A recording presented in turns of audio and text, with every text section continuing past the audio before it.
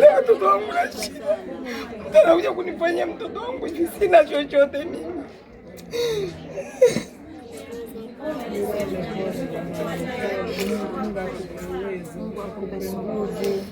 Mama anauza uji tu watoto wake waweze kusoma. Mama vile alivyo, mtu anamuonea mtoto wake anaenda kufanya vitu kama hivi. Gloria mahali yuko usilale mpaka huyo mtu aweze kupatikana, na Mwenyezi Mungu atamuondoa mbele ya uso wa watu, na yeye na wenzake wenye tabia kama hizo Mwenyezi Mungu atawaumbua. Ndio maana mliniona bunge nikisema watu kama hawa tukiwapata wakatwe. Mimi nikiusema naambua Mama Zamzam wazungumza vibaya. Sasa huyu mtu kweli, hata kama umefanyia mtoto wa mwenzako kitendo kama hichi, ulikuwa huwezi wewe kumwacha basi aende nyumbani mpaka umuue. Baada ya kumuua pia unamwagia acid ili kumdeform asiweze pia kujulikana. Mimi nalaani hichi kitendo na naomba serikali, haya masala yamekuwa ni mengi sana. Ni wakati ambapo stand measures na stretch lazima zichukuliwe hatua kali. Sio mambo kuwa mtu afungwa miaka 20, miaka 30, story imeisha na mtoto amekufa. Hapana. Huyu kama huyu ameua na yeye auliwe. Ameua auliwe. Na mimi naomba kina mama wenzangu, angalieni watoto.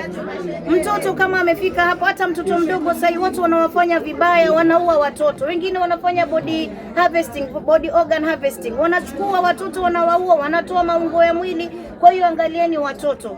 Na mimi nataka nishukuru pia pa security vile wameshughulika, na wamesema kesho wanafanya postmortem na waangalie, na wamesema watafanya haraka kupata huyu mtu ambaye alifanya hichi kitendo. Kwa hiyo mimi mama nakupa pole sana, na nitasimama na wewe kwa mipango yote ambayo utapangia huyu mtoto, manake ya masala pia ni agenda office kama mama county, ndio imeniuma sana nikaja. Na inshallah kesho tuna protest hapa, nitakuwa na hawa kina mama na Mheshimiwa Bezimba, tutakuwa sote hapa ili jambo letu sisi sote tuweze kuungana pamoja, tupeleke message kuwa hichi kitendo kimetendeka hapa kisiwahi kurudia kutendeka.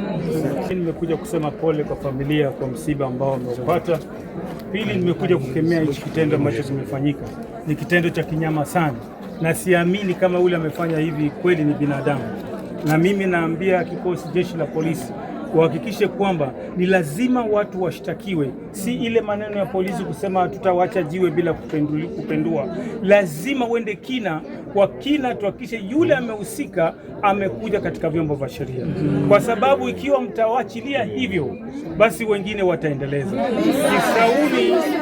Kisauni ilikuwa imetulia sana, na hili jambo ni mara ya kwanza kulisikia limefanyika Kisauni, lakini sitaki kusema zaidi. Nataka kwanza polisi wahakikishe wale wamehusika wafuatilizie huyu mtoto kuanzia pale mahali alionekana mara ya kwanza, kwa sababu mpaka sasa hao wahalifu ama mhalifu anaweza kuwa ni mmoja wetu, lakini kwa sababu haijafuatiliziwa hana wasiwasi.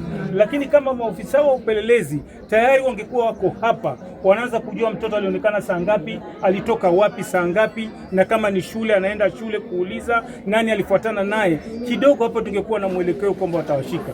Lakini hivi wanafanya hii, siamini kama watapata hiyo mtu, na sisi tutahakikisha kwamba ikiwa watashindwa, basi wasitulaumu kama kisasa. Mwisho watu watatumia sheria. Tenda kuleta rambirambi zetu kama polisi kwa jamii hii kwa kumpoteza ule mtoto. Haswa kilikuwa ni kisa ambacho si kisa cha ubinadamu, kilikuwa ni kisa cha unyama, na sisi tunakilaani. Mama alikuja kwetu akiripoti kesi ya mtoto ambaye alikuwa amepotea, na tukajaribu na yeye usiku huo, tukamtafuta, hatukumpata. Asubuhi wakati alirudi kwetu akatueleza ametafuta usiku wote, hakuweza kupata yule mtoto.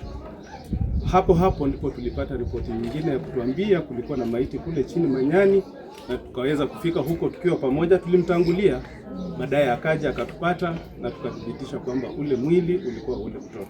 So ni jambo ambalo la kusikitisha, na tutafanya kila jukumu.